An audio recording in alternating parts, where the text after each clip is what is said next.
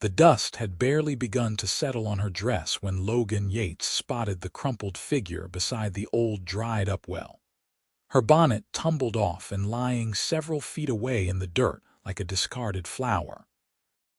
He reined in his buckskin mare immediately, his heart kicking up as he recognized the danger in this scorching August heat that had been plaguing North Dakota territory for the better part of 3 weeks now. The year was 1883, and the landscape between Bismarck and the outlying ranches had become unforgiving terrain where even the hardiest souls could succumb to the brutal sun. Logan dismounted quickly, his boots hitting the hard, packed earth with purpose as he approached the woman. She was young, maybe 23 or 24, with dark auburn hair that had come loose from its pins and now spread across the dirt like spilled copper. Her face was flushed with heat, lips cracked and parched, and her breathing came in shallow gasps. He knelt beside her, noting the empty canteen that had rolled from her grasp and the torn hem of her traveling dress that suggested she had been walking for some distance. "Madam," he said, touching her shoulder gently. "Madam, can you hear me?" Her eyelids fluttered but did not open. Logan wasted no time. He retrieved his own canteen from his saddle, the weight of it reassuring in his hand as he returned to her side. Carefully, he lifted her head, cradling it against his arm as he brought the canteen to her lips. He let just a few drops wet her mouth first, knowing too much too fast could make her sick. "Easy now," he murmured, watching as her throat worked reflexively to swallow. "Just a little bit at a time." After a moment, her eyes opened, and he found himself looking into the most striking pair of green eyes he had ever seen. They were clouded with confusion and exhaustion, but even in her weakened state, there was an intelligence in them that caught him off guard. "You are real," she whispered, her voice hoarse and barely audible. "Real as the sun beating down on us," Logan confirmed, offering her another small sip of water. "What happened? Where did you come from?" She tried to sit up, but he kept a steadying hand on her shoulder.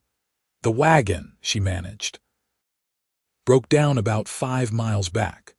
My father sent me to find water while he tried to fix the axle. I thought I could make it to town, but I ran out of water, and then I saw this well and I thought maybe." Her voice trailed off as she looked at the dried-up well with something like betrayal in her eyes. Logan understood. Wells going dry had become all too common this summer, and many travelers had been caught unprepared by the severity of the drought. "How long have you been out here?" he asked. "I left at dawn," she said, and Logan glanced at the sun, now past its zenith. "Hours, then, in this heat without water. She was lucky to be alive." "Can you tell me your name, Delilah?" she said. "Delilah Thompson. My father and I are traveling from Pennsylvania. We are heading to Bismarck." "He has business there." Logan nodded slowly. Pennsylvania to North Dakota was a hell of a journey, especially for what appeared to be just a father and daughter traveling alone. "I am Logan Yates. I run cattle about 10 miles east of here. Let me give you a bit more water, and then we need to get you out of this sun. My horse can carry us both." Delilah accepted another careful drink from the canteen, and Logan could see some of the color returning to her face. She was pretty, even begrimed with dust and exhausted from her ordeal. There was a determination in the set of her jaw that spoke of backbone, the kind of strength that would be necessary to survive out here in this territory. "My father," she said suddenly, trying again to sit up. "He will be worried. He might try to come looking for me, and he does not know the territory." "All the more reason to get moving," Logan said. "Can you stand?" With his help, Delilah managed to get to her feet, though she swayed dangerously for a moment. Logan kept his arm around her waist, steadying her as she found her balance.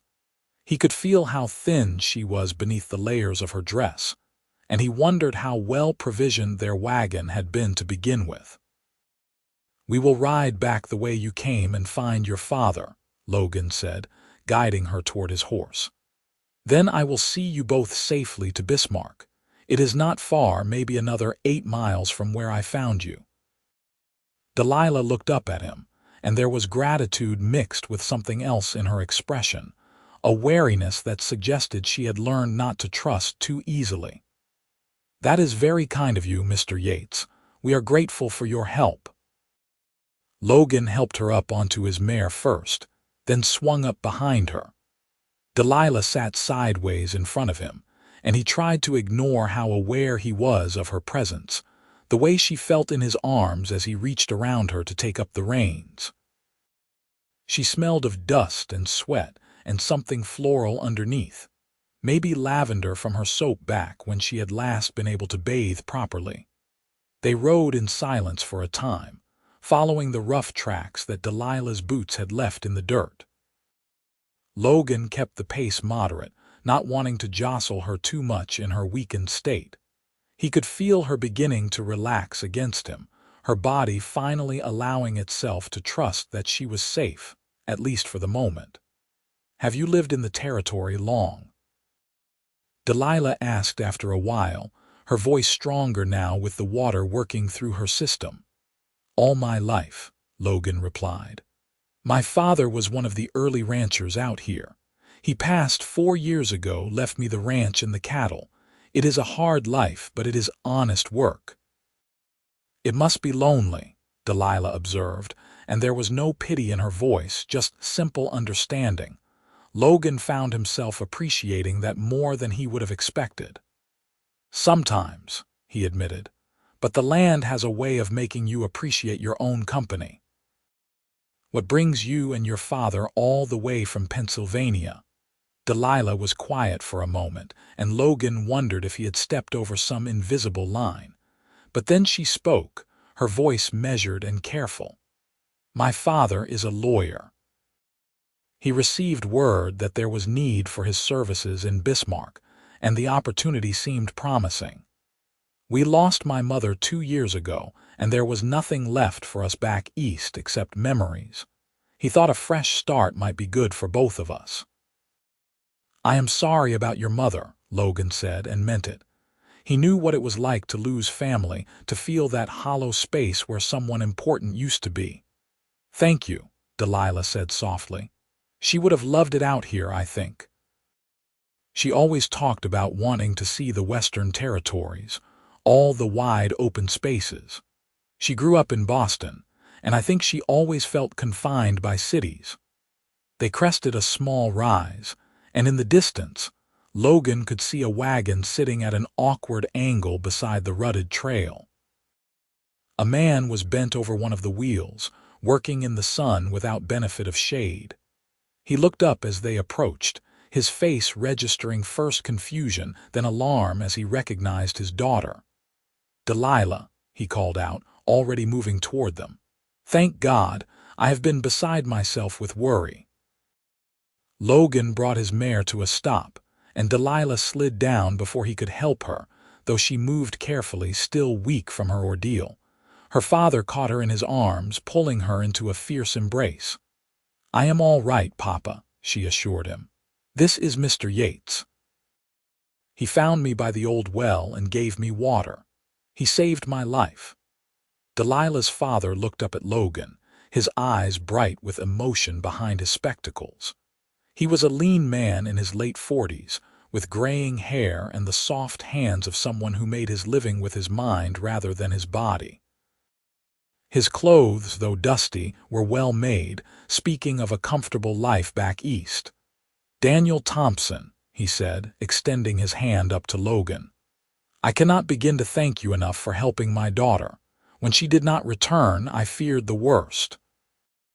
Logan shook his hand, noting the firm grip despite the man's scholarly appearance. "Logan Yates, I am glad I came along when I did. This heat is nothing to take lightly." He dismounted, looking over the situation with the wagon. The axle had indeed broken, a clean snap that would require proper tools and wood to repair. It was not something that could be fixed out here on the trail with whatever makeshift supplies they might have. "How long have you been working on this?" Logan asked. Daniel wiped his forehead with a handkerchief, looking discouraged. "Since mid-morning. I sent Delilah for help hours ago. I thought perhaps she would find the well and then continue on to town, but when she did not return." He trailed off, his worry evident. "The well was dry," Logan said. "And town was farther than it looked in this heat. But she is safe now, and that is what matters. As for your wagon, I am afraid it is not going anywhere without a new axle." "I was beginning to reach that conclusion myself," Daniel said with a rueful smile. "I am a fair hand at legal briefs, but wagon repair is somewhat outside my expertise." Logan considered their options. The sun was already beginning its descent toward evening, but it would be dark in a few hours, and leaving these two out here overnight was not a choice he was willing to make. Wild animals aside, the temperature would drop dramatically once the sun set, and neither Daniel nor Delilah looked prepared for a night on the open prairie. "Here is what we will do," Logan said. "I will take you both into Bismarck. You can arrange for someone to come back and retrieve your wagon and belongings tomorrow. My horse can carry 3 if we take it slow." "That is asking too much," Daniel protested, though Logan could see the relief in his eyes at the suggestion. "You have already done so much." "It is no trouble," Logan assured him. "I was heading into town anyway to pick up supplies. This just means I will have better company on the ride." Delilah had been watching this exchange quietly, and now she spoke up. "We accept your generous offer, Mr. Yates. It would be foolish to refuse, and I think we have had enough foolishness for one day." There was a hint of self-deprecation in her tone, and Logan found himself almost smiling despite the seriousness of the situation.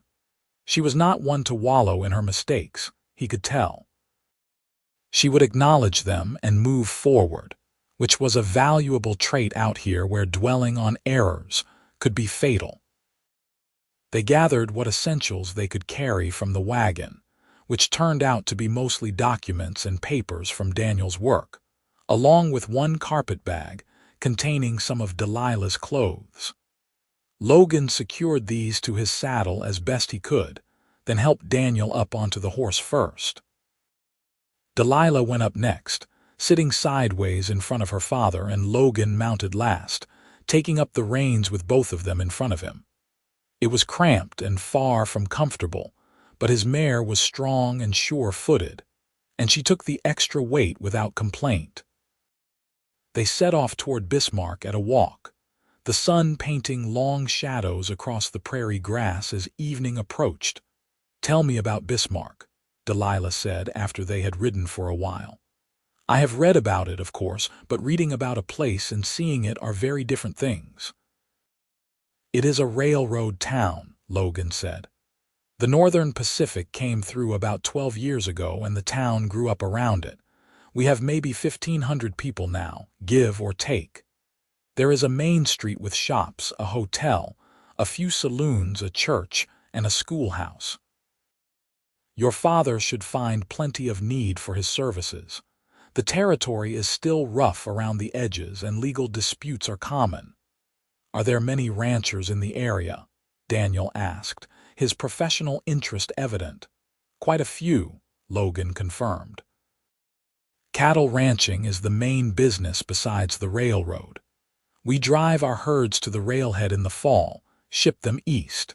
It is profitable work when the weather cooperates, though this drought has made things harder than usual." They talked as they rode, Daniel asking questions about the local economy and social structure, clearly already thinking about how to establish his practice.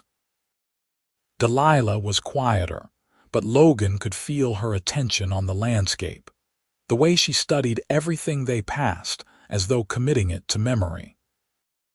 The sun was setting in earnest by the time they reached the outskirts of Bismarck, painting the sky in shades of orange and purple that seemed to set the whole world on fire. The town appeared before them like a small collection of wooden buildings clustered around the railroad tracks. Lamps already being lit in windows as families settled in for the evening. Logan guided his mare toward the hotel on Main Street, a two-story building with a painted sign that read Northern Star Hotel in fading letters. He helped Daniel and Delilah down, then dismounted himself, his legs stiff from the long ride with extra weight. "The hotel here is clean and the owner is honest," Logan said. "You should be able to get rooms for the night. Tomorrow you can arrange for someone to retrieve your wagon." "You must let me pay you for your assistance," Daniel said, already reaching for his wallet. Logan held up a hand. "I would not take your money for helping someone in need. That is just common decency out here." "Then at least join us for supper," Delilah said, and when Logan met her eyes, he saw a directness there that made it hard to refuse. "Please. It would ease my mind to repay your kindness in some small way, and I confess I would like to hear more about the area from someone who knows it well." Logan hesitated. He had planned to get his supplies and head back to the ranch before full dark, but that was already impossible now. He would need to stable his horse for the night anyway, and his stomach was reminding him that he had not eaten since breakfast. "All right," he agreed. "Supper sounds good." Daniel looked pleased, and together they went into the hotel. The proprietor, a stout woman named Mrs. Henderson, greeted them warmly and assured Daniel that she had 2 rooms available. Logan waited while they registered and took their few belongings upstairs, giving them time to wash up and change if needed. When they came back down, Delilah had exchanged her dusty traveling dress for a simple, but well-made gown in deep blue that brought out the green of her eyes. She had pinned up her hair properly, though a few tendrils had escaped to frame her face. Logan found himself staring and quickly looked away, annoyed at his own reaction. They ate at the hotel's small dining room, where Mrs. Henderson served them beef stew with fresh bread and butter. It was simple fare, but after the day they had all had, it tasted like a feast. Daniel dominated the conversation at first, asking Logan detailed questions about land prices and legal needs in the community, but eventually he seemed to realize he was monopolizing the discussion. "Forgive me," he said with a laugh. "My daughter will tell you I have a tendency to focus on business to the exclusion of all else. Delilah, I am sure Mr. Yates would appreciate hearing from someone else for a change." Delilah smiled at her father with obvious affection. "Papa means well, but yes, he can be single-minded when he is excited about something.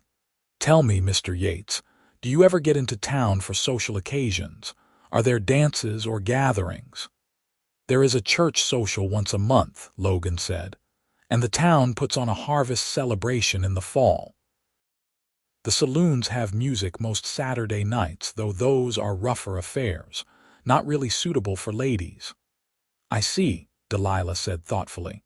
"And have you family in the area besides yourself?" Logan shook his head. "No, I am the last of my line, so to speak. My mother died when I was young, and my father passed 4 years ago, as I mentioned. I have a few ranch hands who work for me, good men, but no blood relatives." He saw sympathy flash across her face, but appreciated that she did not offer empty platitudes. Instead, she changed the subject smoothly. "What is the winter like here? I imagine quite different from what we knew in Pennsylvania." "Colder," Logan said honestly. "And the wind cuts across the prairie without anything to stop it, but if you are prepared for it, it is manageable. The key is to stock up on supplies before the first snow and make sure your home is well sealed against drafts." They talked through the rest of the meal, and Logan found himself enjoying the conversation more than he had expected. Delilah was intelligent and curious, asking thoughtful questions that showed she was genuinely interested in understanding her new home. Daniel was less practical but enthusiastic, already making plans for his practice and talking about the potential for growth in the territory. By the time they finished eating, full darkness had fallen outside, and Logan knew he would need to find a place to sleep for the night. He stood, preparing to take his leave. "Thank you again for everything," Delilah said, standing as well. Her father remained seated, looking suddenly tired from the long day. "I shudder to think what might have happened if you had not come along when you did." "I am just glad I was there," Logan said simply. "I hope your time in Bismarck proves to be everything you are hoping for." There was a moment of awkward silence, and Logan realized he did not actually want to say goodbye. There was something about Delilah Thompson that had caught his attention in a way he had not experienced before. But he was just a rancher, and she was an educated woman from back east who would likely find the frontier life rough and disappointing once the novelty wore off. "Will you be in town tomorrow?" Delilah asked, and Logan thought he detected a note of hope in her voice, though perhaps he was imagining it. "I still need to get my supplies," he said. "I will likely be around until midday. If you need help arranging to retrieve your wagon, I can point you towards some reliable men." "That would be very helpful," Daniel said, perking up a bit. "Perhaps we could meet for breakfast, say, 8 o'clock. Logan found himself agreeing before he had really thought it through. He took his leave then, heading out to stable his horse and find a place to bed down for the night. The livery stable owner, an old-timer named Gus, told him he could sleep in the loft for a small fee, and Logan gladly accepted. As he lay in the hay that night, listening to the sounds of the town settling down for sleep, Logan found his thoughts returning again and again to green eyes and copper hair, to the weight of Delilah Thompson in his arms as they rode, and the way she had looked at him over supper. He told himself he was being foolish, that one encounter did not mean anything, but sleep was a long time coming. Morning brought another hot day, the sun already climbing toward its peak by the time Logan made his way to the hotel. He had washed up as best he could at the public pump and brushed the hay from his clothes, and now he felt somewhat presentable as he entered the dining room. Delilah and Daniel were already there, sitting at a table by the window. Delilah smiled when she saw him, a genuine expression of pleasure that made something warm unfold in Logan's chest. "Good morning, Mr. Yates," she said as he approached. "I hope you slept well." "Well enough," Logan replied, taking the seat across from her. "And please call me Logan." "Mr. Yates makes me feel like I should be wearing a suit and carrying a briefcase." Delilah laughed, a sound that reminded Logan of water over stones, clear and musical. "Then you must call me Delilah. I think yesterday's adventure puts us past formalities, do you not think?" They ordered breakfast, and over eggs and bacon and strong coffee, they discussed the plan for the day. Logan knew a man named Tobias Miller who had a freight wagon and often did retrieval work for stranded travelers. He offered to introduce Daniel to Tobias after breakfast, and Daniel accepted gratefully. "I was thinking," Delilah said carefully, "that I might walk around town this morning, get a sense of the place. Would you mind showing me around, Logan? That is, if you have time before you need to see to your supplies." Logan did not mind at all, though he tried not to show how pleased he was by the request. "I would be happy to. Bismarck is not much compared to Philadelphia or Pittsburgh, but it has its charms." After breakfast, Daniel went with Logan to meet Tobias Miller, and they quickly arranged for the wagon to be retrieved that afternoon. Tobias quoted a fair price, and Daniel paid him half up front, clearly relieved to have the matter settled. That done, Logan and Delilah set off down Main Street, walking slowly in the growing heat of the morning. Logan pointed out the various shops and businesses, the bank where Daniel could establish credit, the general store where supplies could be purchased, and the church where Reverend Walsh held services every Sunday. "It is smaller than I expected," Delilah admitted, "but not in a bad way. There is something appealing about the simplicity of it, the sense that everyone knows everyone else." "That can be good and bad," Logan said wryly. "Privacy is hard to come by in a small town. Everyone knows your business almost before you do yourself." They had reached the edge of town, where the buildings gave way to open prairie, and they stood for a moment looking out at the vast expanse of grass and sky. A warm wind stirred Delilah's skirts and pulled at the tendrils of hair around her face. "It is beautiful," she said softly. "So much space." Back home, everything felt crowded and close. Here, it feels like you could breathe. Logan looked at her profile, the way the sun caught in her hair and the peaceful expression on her face, and he felt something shift inside him. He had lived his whole life in this territory, had seen these vistas every day, but looking at them through her eyes, he saw them anew. "It can be harsh too," he felt compelled to say. "The isolation gets to some people. The winters are brutal, and help is not always close at hand when you need it. It takes a certain kind of person to thrive out here." Delilah turned to look at him, her green eyes serious. "I think I might be that kind of person," she said. "I know I have only been here a day, and I know yesterday was terrifying, but there is something about this place that feels right to me." "Does that sound foolish?" "No," Logan said honestly. "Not foolish at all."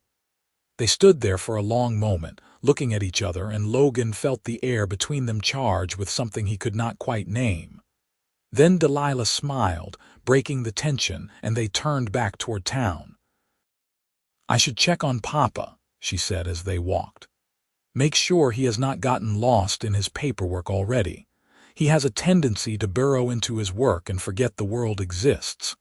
Logan walked her back to the hotel, and as they stood outside preparing to part ways, Delilah hesitated. "Will you be coming to the church social next month?" she asked. "Papa and I will be settled by then, and I think it would be nice to see a friendly face." "I had not planned on it," Logan admitted, "but I think I might make an exception this year." Delilah's smile could have lit up the whole territory. "I am glad," she said simply, and then she was gone, disappearing into the hotel with a swish of skirts. Logan collected his supplies from the general store in a sort of daze, loading them onto his horse with mechanical efficiency, while his mind replayed the morning's conversations. He knew he should head back to the ranch, that he had work waiting and responsibilities to tend to, but he found himself reluctant to leave in the end. Practicality won out. He had cattle to check on and fences to mend, and standing around town like a lovesick boy would not get those things done. He mounted up and rode out, but he looked back at Bismarck more than once as it receded behind him. The next few weeks passed in a blur of work and weather.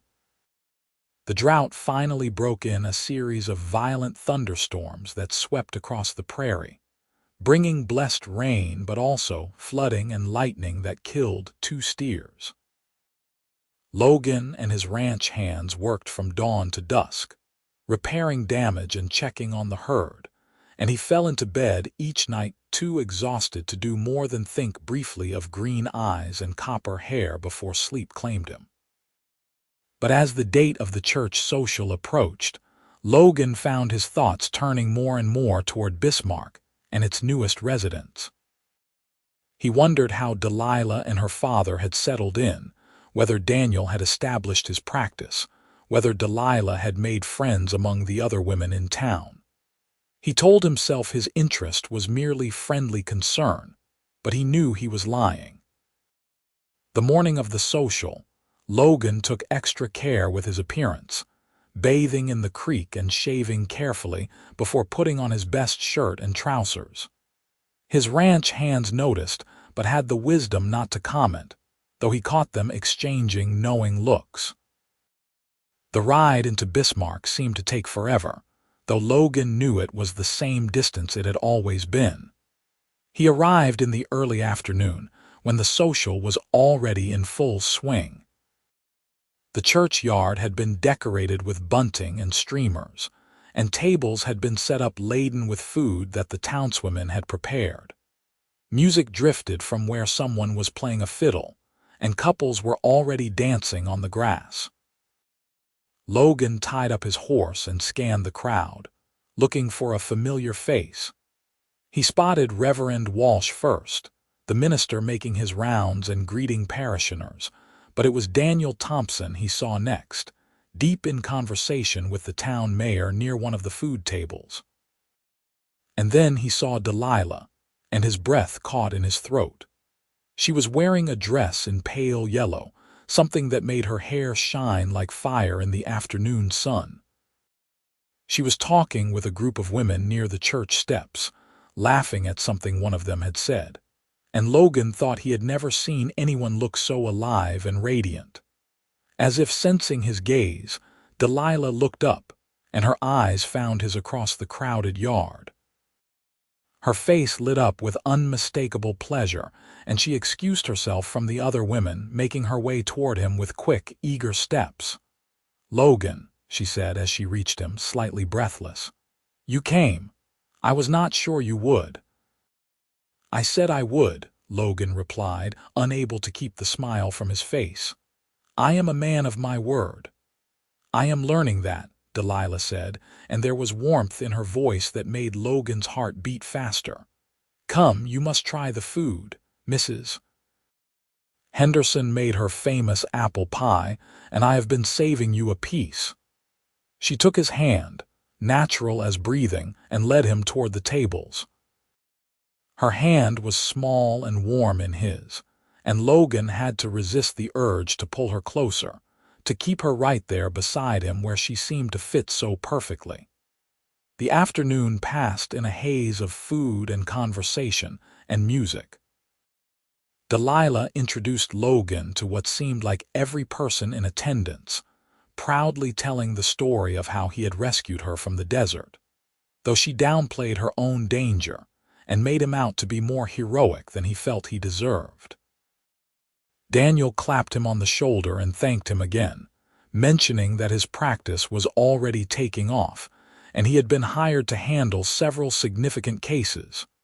But mostly, Logan spent time with Delilah.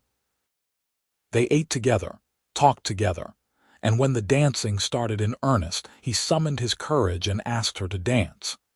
She accepted immediately, placing her hand in his and letting him lead her onto the grass where other couples were already spinning and stepping to the fiddle's tune.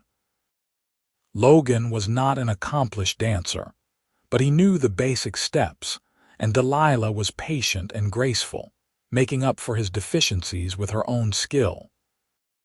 They moved together across the grass, and Logan found himself increasingly aware of her proximity, the way her waist felt beneath his hand, the soft scent of her perfume, the way she smiled up at him with genuine happiness. "I am glad you came," she said as they danced.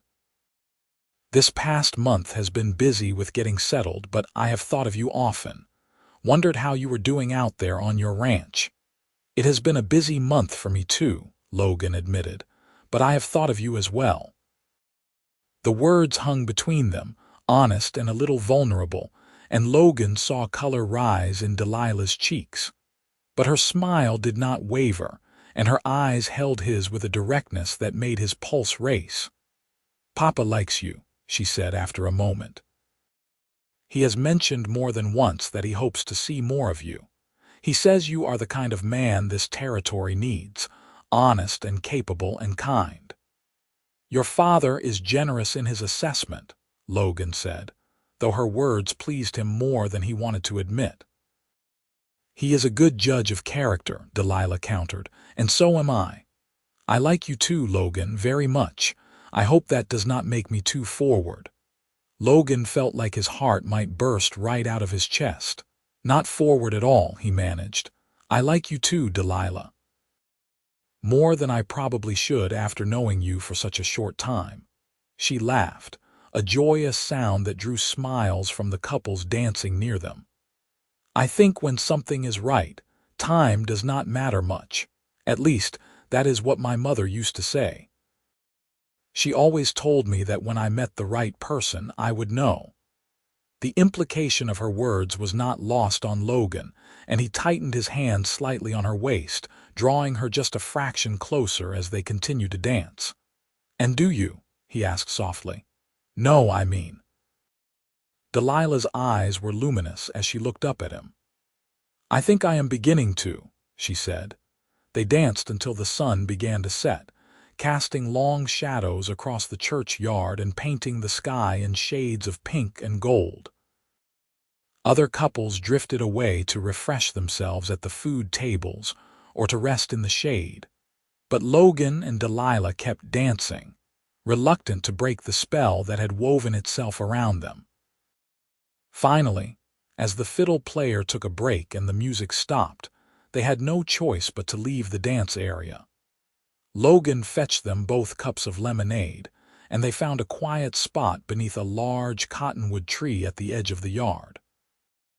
"Tell me about your ranch," Delilah said as they sat together on the grass, propriety abandoned in favor of comfort. "I want to know everything.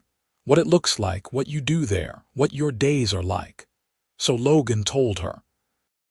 He described the low-slung ranch house his father had built, sturdy and practical with a wide porch that faced east to catch the sunrise. He told her about his cattle, the constant work of maintaining fences and checking water sources and watching for predators or disease. He spoke of his ranch hands, particularly his foreman, a gruff but good-hearted man named Pete who had worked for Logan's father and stayed on after the old man died. Delilah listened with rapt attention, asking questions that showed she was really trying to understand his life, not just making polite conversation. She asked about the challenges he faced, the rewards of the work, what he loved most about living on the land. "I think I would like to see it someday," she said when he had finished. "Your ranch, I mean, if that would be appropriate." Logan's heart leaped at the suggestion. "I would like that very much," he said. "Perhaps you and your father could come for a visit. I could show you around properly, let you see what ranch life is really like." "I will talk to Papa," Delilah promised, "though I suspect he will be agreeable. He has been encouraging me to get out more to see the territory beyond just Bismarck. He worries I will get bored with just town life." "And would you?" Logan asked. "Get bored, I mean." Delilah considered the question seriously. "I do not think so," she said finally. "I like Bismarck and the people here have been welcoming. But I confess, I feel drawn to the open spaces, to the idea of a life that is simpler and more connected to the land. I think that is part of why my mother always wanted to come west. She understood that there is something freeing about this kind of life, even with all its hardships." They talked as the shadows lengthened and the social began to wind down. People started gathering their families and heading home, and Logan knew he should be going too if he wanted to make it back to the ranch before full dark. But he found himself reluctant to leave, to break this connection that had strengthened throughout the day. "I should go," he said finally, though it cost him to say it. "It is a long ride back, and I need to check on the herd before morning." Delilah nodded, though he could see disappointment in her eyes. "I understand," she said, "but you will visit again soon. Please say you will." "I will," Logan promised, getting to his feet and offering her his hand to help her up. "As soon as I can manage it." They walked together back toward where his horse was tied, moving slowly as if to draw out their remaining time together. Daniel saw them and came over, shaking Logan's hand warmly and thanking him for coming. "You must join us for Sunday dinner next week," Daniel insisted. "We have a small house on Maple Street now, nothing fancy but comfortable. Delilah has been practicing her cooking, and I think we can promise you will not go hungry." Logan accepted the invitation gladly, his eyes on Delilah as he did so. She was smiling, clearly pleased by her father's forwardness in securing Logan's company. "I will be there," Logan said. "What time should I arrive?" "After church services," Daniel suggested. "Around 1 o'clock. That will give Delilah time to get the meal ready." It was settled then. Logan mounted his horse, looking down at Delilah one last time. In the fading light, she looked almost ethereal, her face glowing with happiness and her hair catching the last rays of the sun. "Until Sunday," he said. "Until Sunday," Delilah echoed, and Logan rode away with the memory of her smile lighting his way through the gathering dark. The week that followed was one of the longest of Logan's life. He threw himself into his work with renewed energy, but his mind kept wandering to Bismarck and to Delilah. He found himself planning what to wear to dinner, what to talk about, how to make a good impression on her in her own home rather than at a public gathering. Pete noticed his distraction and finally said something about it as they were mending a section of fence on Friday afternoon. "You have been wool gathering all week, boss. Something on your mind?" Logan hammered in a fence post with more force than necessary. "Just thinking about some things," he said evasively. Pete grinned, showing the gap where he had lost a tooth in a bar fight years ago. "Would those things include a certain young lady with red hair who just moved to town?" Logan glared at him, but there was no heat in it. "News travels fast." "Always does," Pete agreed. "Half the town saw you dancing with her at the church social. They say you looked like a man struck by lightning."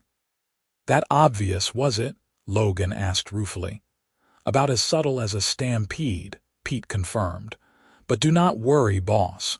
From what I hear, the feeling is mutual. Miss Thompson has been asking questions about you around town, wanting to know what kind of man you are, whether you are reliable and honorable and all that." Logan looked up sharply. "She has, according to my sources," Pete said, clearly enjoying himself.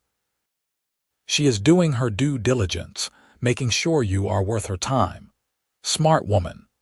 Logan had to agree. It showed good sense on Delilah's part to ask around to make sure he was who he seemed to be. There were plenty of men on the frontier who presented one face in public and another in private, and a woman needed to be careful about who she trusted. "And what did people tell her?" Logan asked, trying to sound casual. "The truth," Pete said. "That you are as honest as they come, that you work hard and treat your men fair, that you have never caused trouble or broken your word. That you are a good man, boss. The kind a woman could build a life with." Logan felt heat rise in his face, unused to such direct praise. "I am just doing what my father taught me." "And he taught you well," Pete said firmly. "Now stop fretting and go make yourself presentable for Sunday dinner, and maybe bring some flowers or something. Women appreciate that sort of thing." Sunday morning found Logan up before dawn, bathing in the creek despite the chill of the water and shaving with extra care. He put on his best clothes, a white shirt and black trousers with a brocade vest that had belonged to his father. It was a bit old-fashioned, but it was well made and fit him properly. He attended the church service in Bismarck, sitting near the back and trying not to stare at Delilah where she sat with her father several rows ahead. She was wearing a green dress that matched her eyes, and her hair was pinned up beneath a small hat decorated with ribbon. Logan found it hard to concentrate on Reverend Walsh's sermon, his attention constantly drawn to the graceful line of her neck, and the way she tilted her head when she was listening intently. After the service, people mingled outside the church, and Logan made his way through the crowd toward Delilah and Daniel.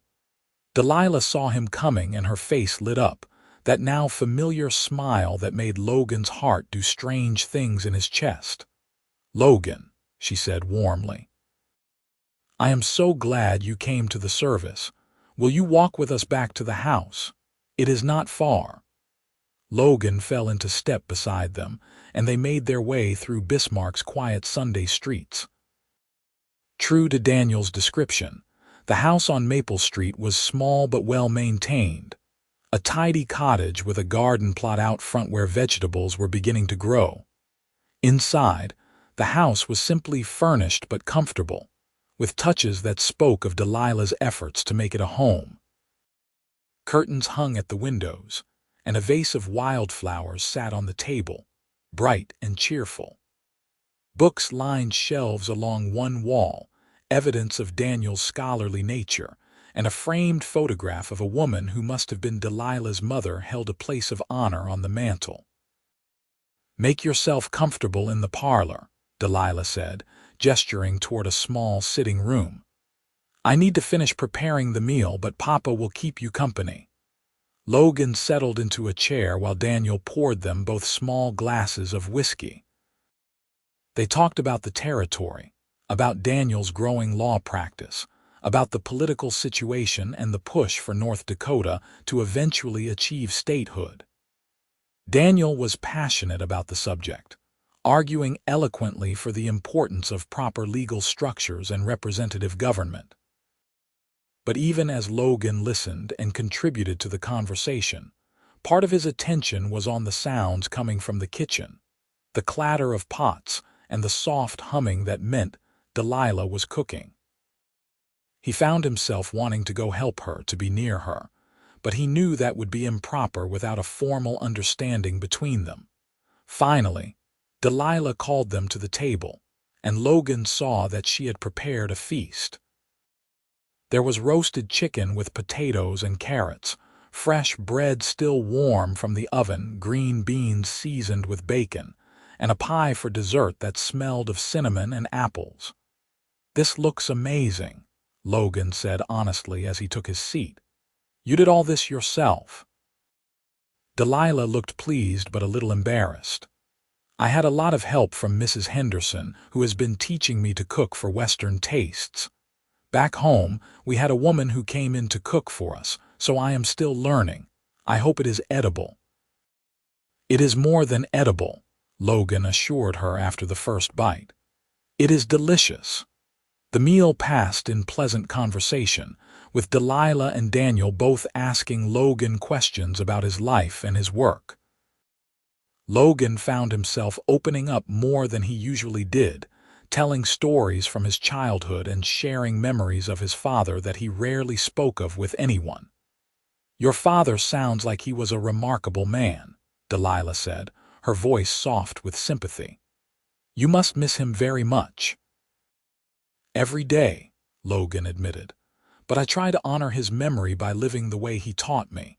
He always said that a man's worth was measured not by what he owned but by how he treated others and the work he did."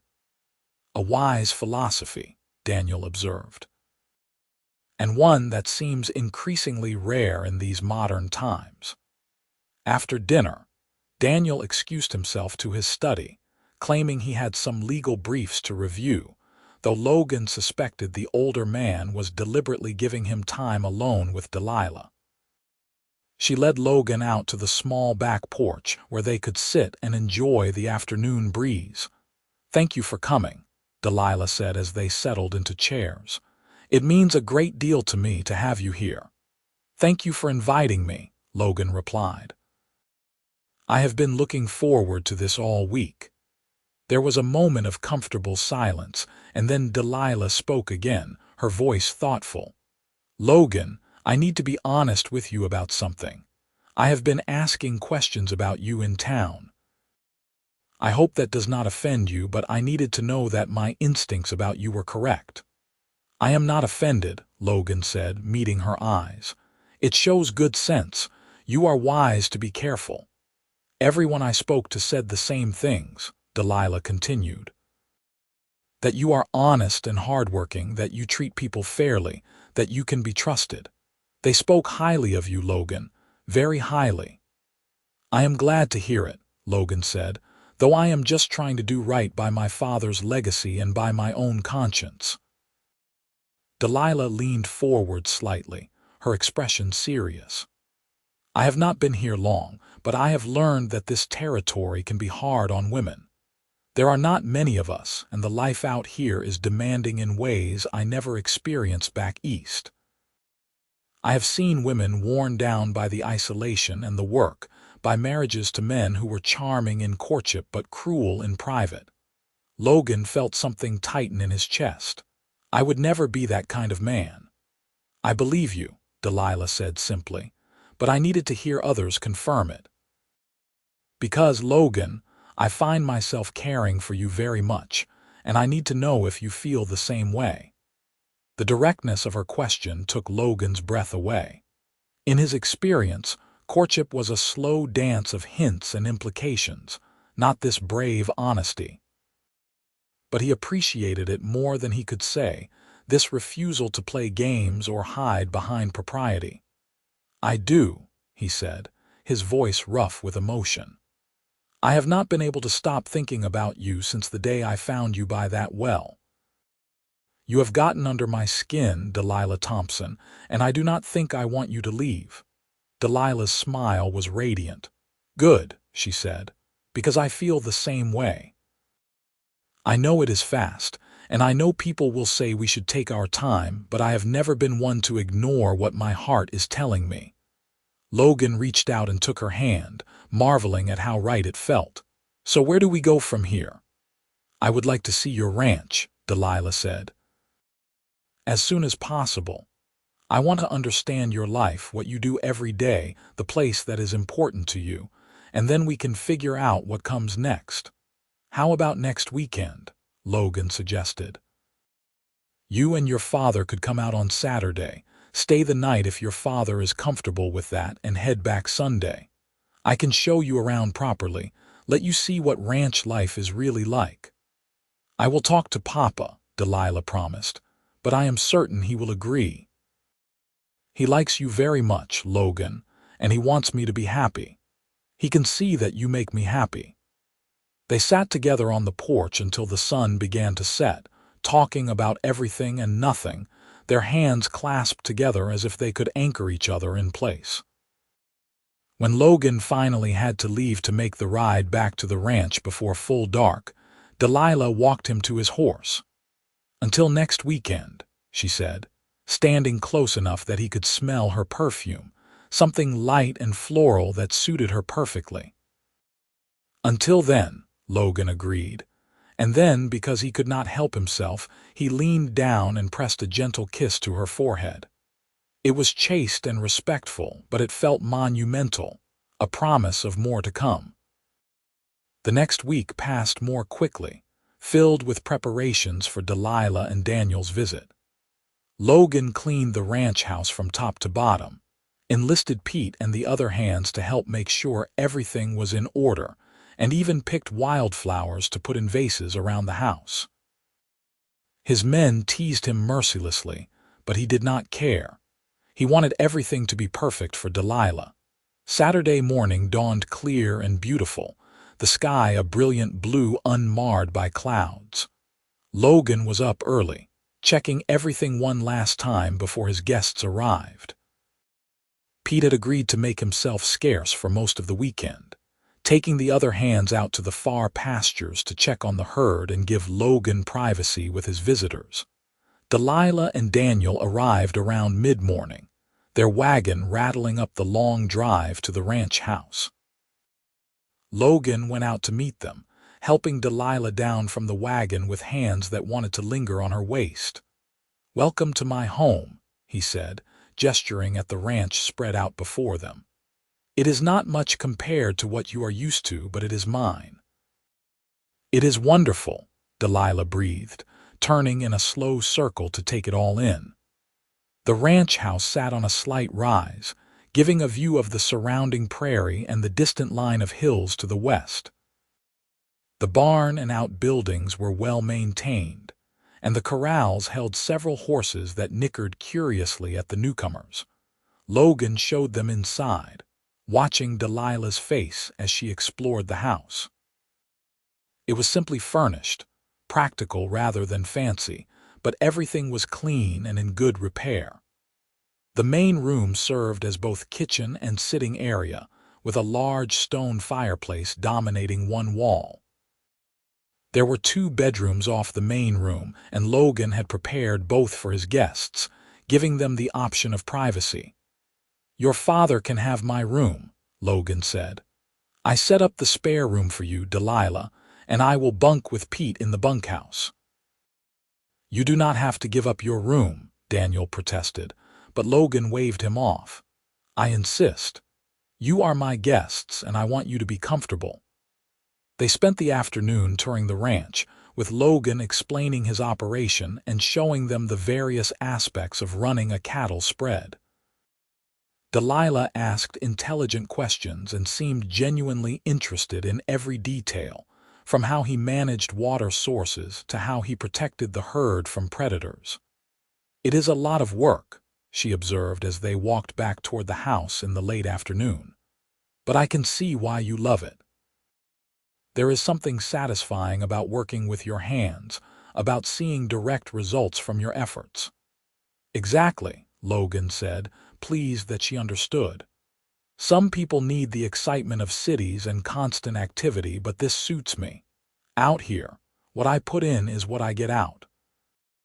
"It is honest work." They had dinner that evening at the long table in the ranch house, and Logan served them steaks from his own cattle along with potatoes and beans. It was simple fare, but hearty and filling, and both Delilah and Daniel seemed to enjoy it. After dinner, they sat on the porch as the sun set, watching the sky turn from blue to pink to purple. Daniel eventually excused himself, claiming tiredness from the journey, and Logan knew the older man was once again giving them time alone. "Thank you for having us," Delilah said once they were alone. "This has been wonderful, Logan, seeing your home, understanding your life better. It helps me picture what a future might look like." Logan turned to look at her, his heart pounding. "And what do you see when you picture that future?" Delilah met his gaze steadily. "I see myself here," she said simply. "With you, building a life together, facing the challenges and celebrating the victories. I see a home filled with love and laughter, children someday perhaps. I see a partnership, Logan, the kind my parents had before my mother died. 2 people working together, supporting each other, choosing each other every day." Logan felt his throat tighten with emotion. "That is what I want too," he said. "More than I ever let myself admit until I met you. But Delilah, I need you to be certain. This life is hard. The winters are brutal, help is far away, and there will be times when you are lonely and isolated. I do not want you to choose this and then regret it." "I know it will not be easy," Delilah said, "but nothing worth having ever is, right? And I would rather face hardship with you than have an easy life without you. That is how I know this is right." Logan reached out and cupped her face gently in his hand, marveling at the trust in her eyes. "I want to do this properly," he said. "I want to court you the right way, give you time to be absolutely certain. But Delilah, I am already certain. I love you. I think I have loved you since the moment I found you beside that well." Tears sparkled in Delilah's eyes, but she was smiling. "I love you too," she whispered. "I was so scared I would never say those words to anyone, that I would end up alone. But then you found me, and it felt like fate, like this was always meant to happen." Logan leaned in slowly, giving her time to pull away if she wanted to, but she did not. Their lips met in a kiss that was soft and sweet and full of promise. It was not their first kiss, but it was the first one that came with spoken declarations of love, and that made it feel momentous, like a turning point from which there was no going back. When they finally pulled apart, both breathless, Logan rested his forehead against hers. "Will you marry me, Delilah? I know it is soon, but I am certain. I want to build that future you described with you by my side." "Yes," Delilah said without hesitation. "Yes, Logan, I will marry you." Nothing has ever felt more right. They kissed again, longer this time, until they were both flushed and smiling. Then they sat together on the porch, Delilah tucked against Logan's side with his arm around her, and watched the stars come out one by one in the vast Dakota sky. "When should we tell Papa?" Delilah asked eventually. "And when should we get married?" "We can tell him tomorrow morning," Logan suggested. "As for when we get married, that is up to you. I would marry you tomorrow if you wanted, but I imagine you will want time to plan." "I do not need anything elaborate," Delilah said. "Just something simple with the people we care about. Maybe in a month. That would give me time to prepare a little, but not so long that we are waiting forever." "A month sounds perfect," Logan agreed, and he kissed her hair, breathing in the scent of her and marveling at how quickly his life had changed. A few months ago, he had been alone, convinced he would live out his days as a bachelor rancher. Now he had found the woman he wanted to spend his life with, and she wanted the same thing.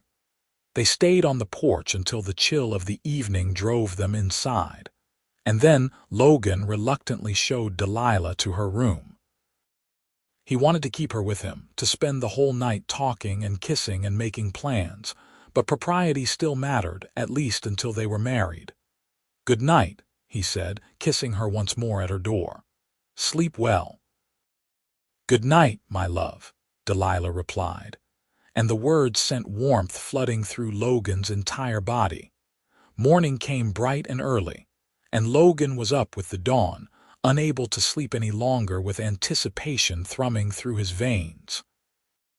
He made coffee and started breakfast, and by the time Daniel and Delilah emerged from their rooms, he had scrambled eggs and bacon ready. They ate together, and afterward, as they sat around the table with fresh coffee, Logan cleared his throat. "Daniel, there is something I need to ask you." Daniel set down his cup, his expression alert. "I am listening." "I would like your permission to marry your daughter," Logan said formally. "I know we have not known each other long, but I love Delilah with all my heart, and I promise to spend my life making her happy and keeping her safe. I will provide for her, respect her, and cherish her every day. I am asking for your blessing." Daniel looked at Delilah, who was smiling through tears, and then back at Logan. "Have you asked her? Does she want this?" "I have asked, and she said yes," Logan confirmed. "But I would not feel right moving forward without your approval." Daniel was quiet for a long moment, his lawyer's mind clearly working through all the implications. Then he smiled, a genuine expression of joy that transformed his whole face. "You have my blessing," he said. "I have watched you with my daughter, Logan, and I can see that you care for her deeply. More than that, I can see that you are a good man, the kind of man I had hoped she would find. I cannot think of anyone I would rather have as a son-in-law." Logan felt relief and happiness wash over him. He stood and shook Daniel's hand, sealing the agreement. Then Delilah was in his arms, laughing and crying at the same time, and Logan held her close, knowing he was the luckiest man in the territory. They spent the rest of the day making plans. They agreed on a simple wedding at the church in Bismarck, with Reverend Walsh officiating. They would invite the townspeople, Logan's ranch hands, and anyone else who wanted to come. After the ceremony, they would have a celebration at the ranch, and then Delilah would move in as Logan's wife. The month that followed was a whirlwind of preparation. Delilah ordered a simple but beautiful white dress from a seamstress in Bismarck and spent her days preparing for the move to the ranch. Logan made improvements to the house, adding touches he thought Delilah would appreciate, like better curtains and a new stove for the kitchen. News of their engagement spread quickly through Bismarck, and the townspeople seemed genuinely happy for them. Several women approached Delilah with advice and offers of help, and Logan found himself on the receiving end of many handshakes and congratulations from men he barely knew. Pete and the other ranch hands were delighted by the news, and they threw themselves into preparing for the celebration that would follow the wedding. They cleaned out the barn, built tables and benches, and even constructed a small platform for dancing. Finally, the day of the wedding arrived. It was a beautiful September morning, cool and clear, with just a hint of autumn in the air. Logan stood at the front of the church in his best suit, his heart pounding as he waited for Delilah to appear. The church was packed, every pew filled with people who had come to witness their union. Logan saw friendly faces everywhere, people from town and from the surrounding ranches, all gathered to celebrate with them. Then the doors at the back of the church opened, and Delilah appeared on her father's arm. She was breathtaking in her white dress, her hair arranged in soft curls, a simple veil covering her face. As she walked down the aisle toward him, Logan felt his eyes sting with tears he refused to shed in front of so many witnesses. She reached him, and Daniel placed her hand in Logan's, giving his daughter one last kiss on the cheek before stepping back. Delilah lifted her veil, and Logan saw joy and love shining in her green eyes.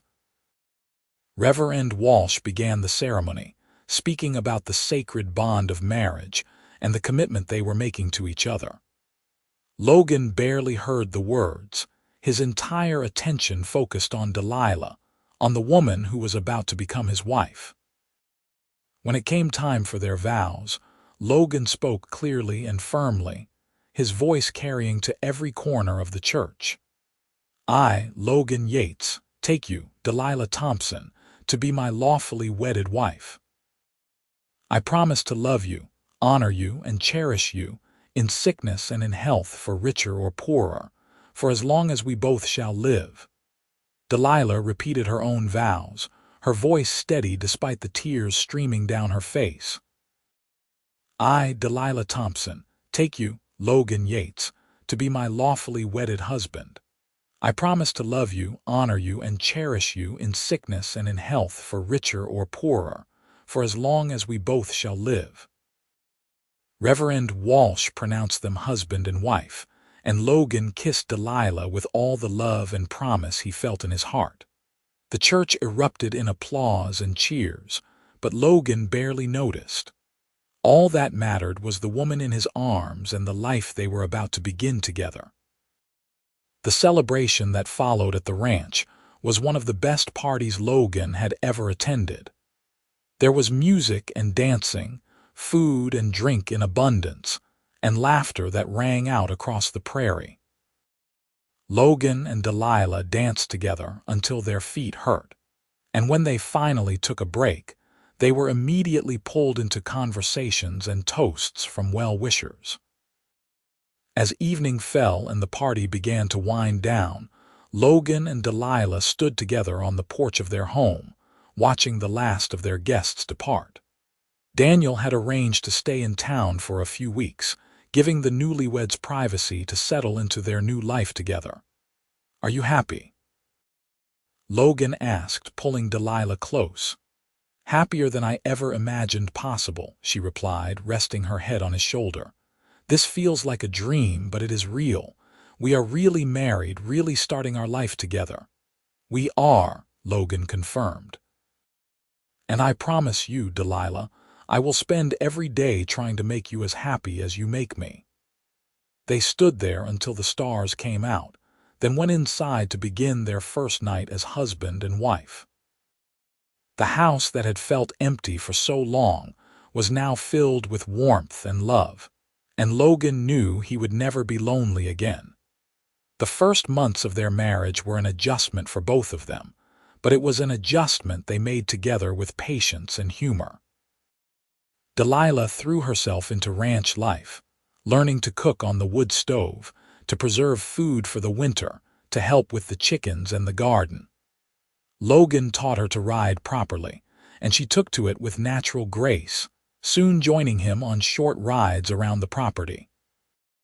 The ranch hands adored her, especially when she started bringing fresh baked goods to the bunkhouse and asking about their lives with genuine interest. Pete declared her the best thing that had ever happened to Logan, and Logan could not disagree. Winter came hard and fast that year, as Logan had warned it would. The first snow fell in November, and by December, they were snowed in for days at a time. But Logan had prepared well, and the house was warm and well stocked with supplies. He and Delilah spent those long winter evenings playing cards, reading aloud to each other, and making plans for the spring. It was during one of those evenings, as they sat by the fire with Delilah knitting socks and Logan mending a piece of tack, that Delilah spoke up with news that made Logan's heart soar. "Logan, I need to tell you something," she said, setting aside her knitting. "I am fairly certain I am with child. I wanted to be sure before I said anything, but I have missed my courses twice now, and I have been feeling sick in the mornings." Logan dropped the leather he had been working on, his hands suddenly shaking. "Are you certain? We are going to have a baby." Delilah nodded, her smile radiant even as tears gathered in her eyes. "We are going to be parents, Logan, sometime in the summer if my calculations are correct." Logan pulled her into his arms, holding her as gently as if she were made of glass. "This is the best news," he said, his voice thick with emotion. "The absolute best news. Are you happy about it?" "I am overjoyed," Delilah assured him. "A little scared, perhaps, since this is my first and we are so far from town, but mostly just excited. We are going to have a family, Logan." They spent the rest of the evening talking about names and making plans for a nursery. Logan was already thinking about how to child-proof the ranch, what improvements they would need to make, how to ensure Delilah had access to medical help when her time came. The winter passed, and spring arrived with its usual burst of activity. The snow melted, revealing green grass beneath, and the cattle emerged from their winter quarters looking thinner but healthy. Logan threw himself into the work of the ranch, but he was always conscious of Delilah, of making sure she did not overexert herself, of keeping her safe and comfortable as her pregnancy progressed. Delilah bloomed with pregnancy, her face glowing with health and happiness despite the occasional bout of sickness. She continued to help around the ranch as much as Logan would allow, insisting that she was not fragile and that the work made her feel useful. As summer approached and Delilah's time drew near, Logan arranged for a midwife from Bismarck to come stay at the ranch. Mrs. Callahan was an experienced woman who had delivered half the babies in the territory, and her presence eased some of Logan's fears about the birth. On a hot July night, Delilah went into labor. Logan paced the porch while Mrs. Callahan worked with Delilah inside, unable to stand still as he listened to his wife's cries of pain. Pete sat with him, offering the silent support of a friend, and the hours crawled by with agonizing slowness. Finally, as dawn was breaking over the prairie, Logan heard a new sound, the thin, strong cry of a newborn baby. He rushed inside to find Mrs. Callahan smiling and holding a squirming bundle wrapped in blankets. "Congratulations, Mr. Yates," she said. "You have a son." Logan barely heard her. He was already at Delilah's side, taking her hand and looking at her exhausted but radiant face. "Are you all right?" he asked urgently. "Are you hurt?" "I am fine," Delilah assured him, laughing a little at his worry. "Tired but fine. Do you want to meet your son, Mrs.?" Callahan placed the baby in Logan's arms, and he looked down at the tiny face with wonder. His son had a shock of dark hair and was howling with impressive volume, his small fists waving in the air. "He is perfect," Logan said, his voice breaking. "Absolutely perfect. What should we name him?" Delilah asked, reaching out to stroke the baby's cheek. They had discussed names endlessly over the winter, but now, looking at his son, Logan knew what felt right. "I would like to name him Thomas after my father, if you agree. Thomas Daniel, to honor both our fathers." "Thomas Daniel Yates," Delilah said, trying it out. "I love it. Hello, Thomas. "Welcome to the world, little one." The baby's cries quieted as Delilah took him, and Logan watched as his wife and son gazed at each other with mutual fascination. His heart felt so full he thought it might burst, and he sent up a silent prayer of thanks for the day he had ridden out, and found a woman collapsed beside a dried-up well. The months that followed were exhausting and wonderful in equal measure. Thomas was a healthy, hungry baby who kept them both up at night with his demands for feeding. But every sleepless night was worth it for the moments when Thomas smiled or cooed or reached for them with his tiny hands. Logan discovered a patience and tenderness in himself he had not known existed. He could spend hours just watching his son sleep, marveling at the tiny fingers and the soft breathing. He took over more of the household chores so Delilah could rest when the baby slept, and he learned to change diapers and warm bottles with the skill of any mother. Delilah proved to be a natural mother, patient and loving even when exhausted. She sang to Thomas constantly, old songs her own mother had sung to her, and she filled the house with the sound of her voice and the baby's babbling. As Thomas grew from an infant to a curious toddler, he became the center of their world. He learned to walk by holding onto Logan's fingers and taking tentative steps across the porch. He said his first word, "Papa," and Logan thought his heart might explode with pride. He developed his mother's red hair and his father's brown eyes, and everyone who saw him declared him the perfect combination of both parents. By the time Thomas was 2, Delilah was pregnant again, and this time the news felt less frightening and more like a natural continuation of the family they were building. Their daughter, Margaret Rose, arrived on a cool October morning, and she was the spitting image of her mother with the same green eyes and delicate features. The years passed in a blur of love and laughter and hard work. Logan's ranch prospered, and he hired more hands to help with the expanding herd. Daniel visited often from Bismarck, where his law practice had become one of the most respected in the territory. He doted on his grandchildren, bringing them books and toys and stories of their grandmother in Pennsylvania.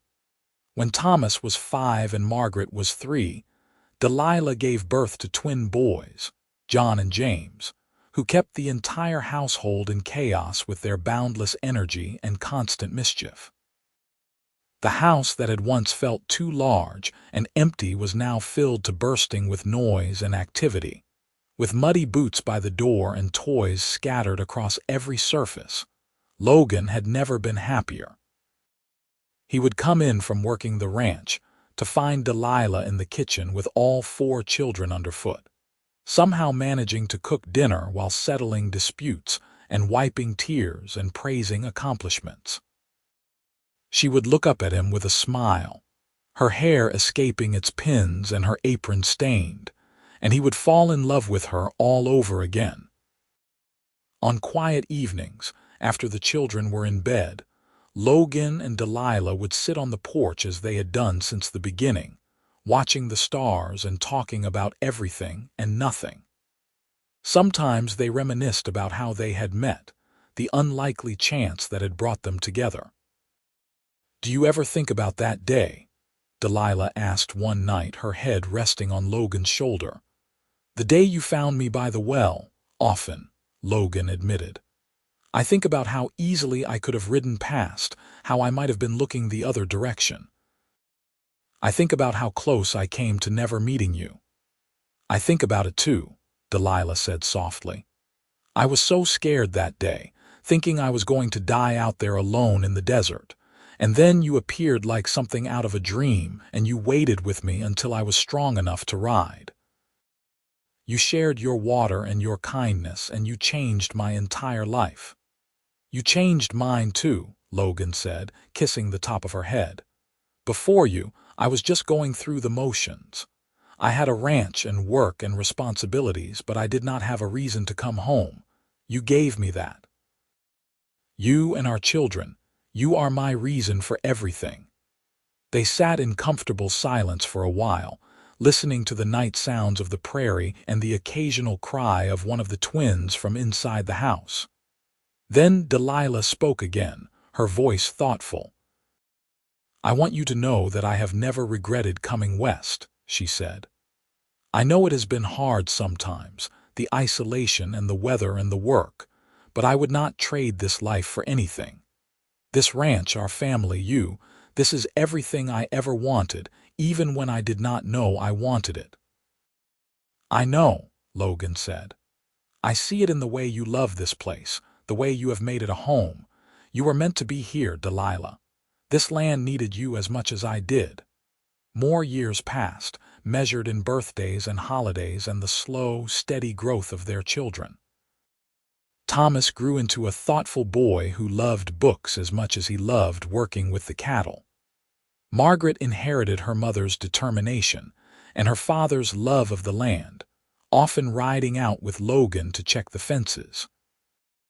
The twins were inseparable, always getting into trouble together but also fiercely protective of each other and their older siblings. When Thomas was 10, he asked Logan about the day his parents had met, and Logan told him the story, Delilah adding her own perspective and details.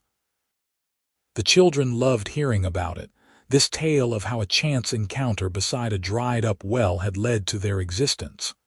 "So if Papa had not found Mama, we would not be here?" Margaret asked, her young face serious as she tried to grasp the concept. "That is right," Delilah confirmed. "Which is why we should never take for granted the moments that change our lives. We never know when we might meet someone who will become important to us, or when a simple act of kindness might lead to something wonderful." It was a lesson their children took to heart, and Logan and Delilah saw it reflected in the way they grew up treating others with compassion and respect, never walking past someone in need. By the time Thomas was 15, he was working the ranch alongside Logan, learning everything his father could teach him about raising cattle and managing land. Margaret, at 13, had become an accomplished rider and could rope a steer as well as any of the hands. The twins, now 10, were still wild but showed signs of settling into responsible young men.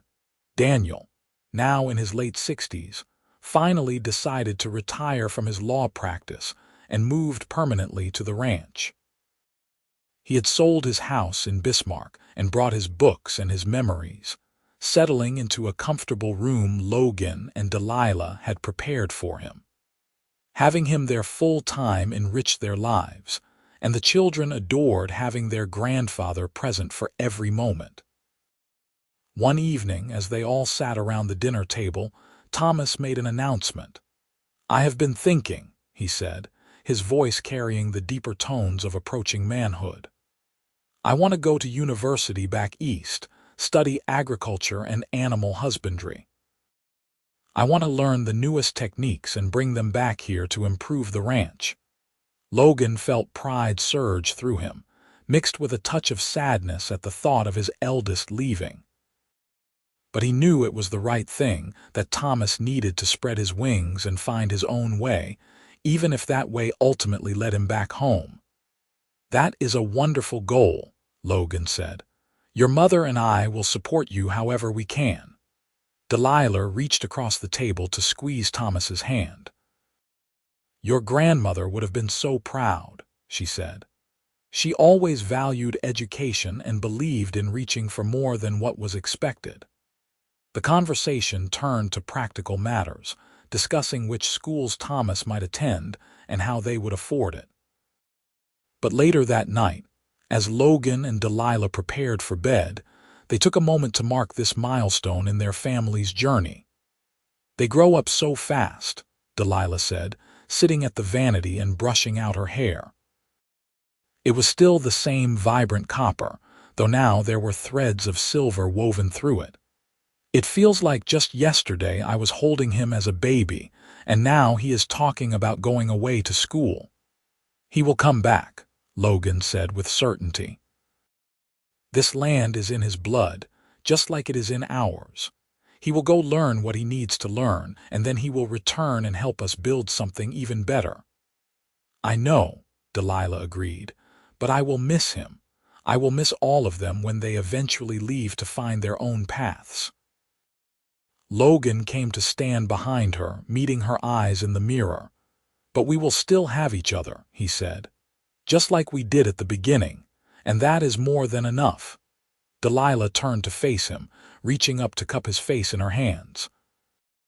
There were lines around her eyes now, marks of years spent squinting into the sun and laughing with her children. Logan knew he had changed too, that his hair was more gray than brown, and his hands were rougher than they had been when he was young.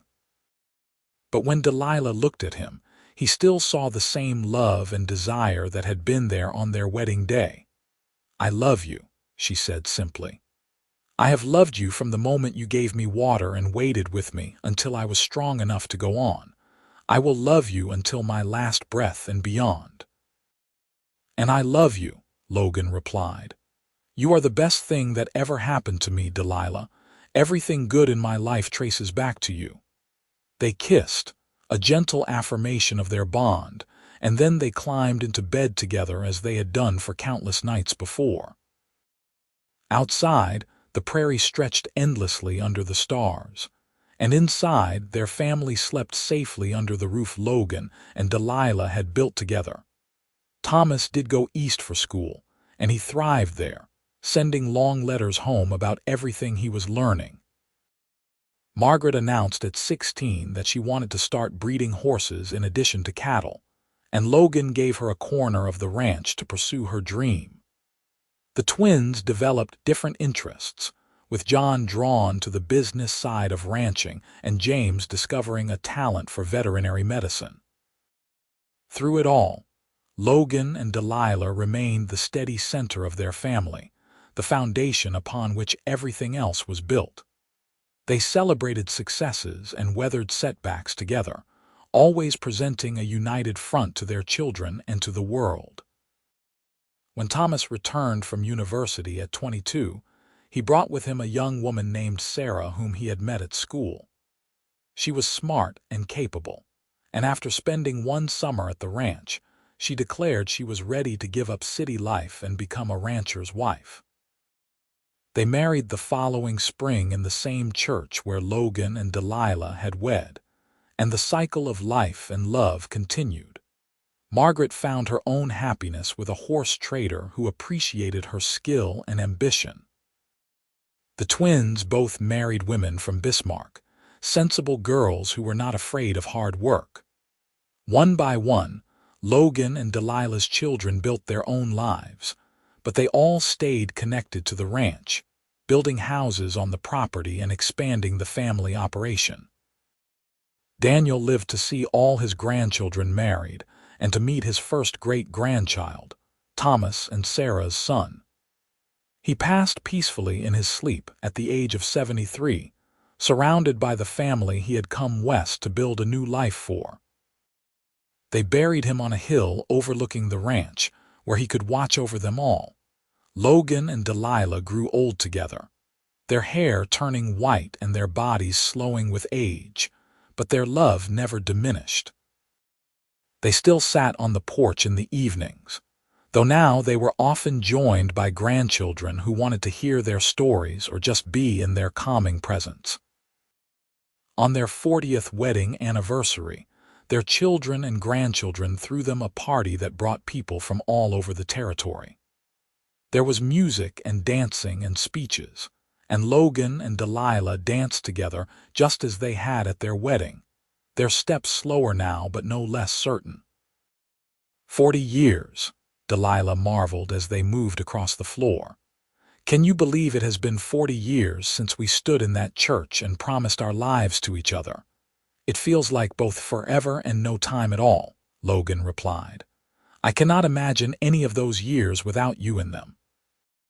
Nor I without you, Delilah said. You saved my life that day by the well, Logan, but you did more than that. You gave me a reason to live, a purpose and a family and a love I never dreamed possible. You gave me everything. And you gave me the same, Logan said, his voice thick with emotion. "Everything I am, everything I have built, it is all because of you. You made me better, Delilah. You made me whole."